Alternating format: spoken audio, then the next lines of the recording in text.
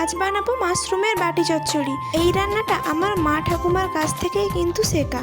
এই মাশরুমগুলো খেতে কিন্তু খুবই সুস্বাদু হয়। আজকে বাজার থেকে মা এই মাশরুমগুলো নিয়ে এসে, তাই ভাবলাম মাশরুমের এই বাটি চচ্চড়ির রেসিপিটা তোমাদের সাথে আজকে শেয়ার করি। এই রান্নাতে কিন্তু আমি আলু কুচি অ্যাড করব, যেহেতু বাটি চচ্চড়ি।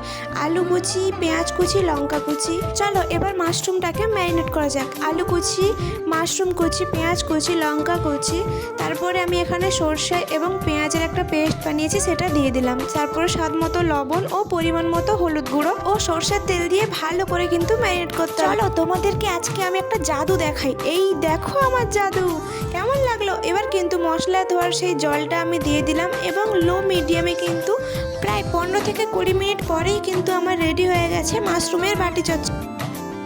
এবার কিন্তু আমি গরম মশলা গুঁড়ো দিয়েই কিন্তু নামিয়ে নিব। আজকের এই মাশরুমের রেসিপিটা তোমাদের কেমন লেগেছে জানিও কিন্তু।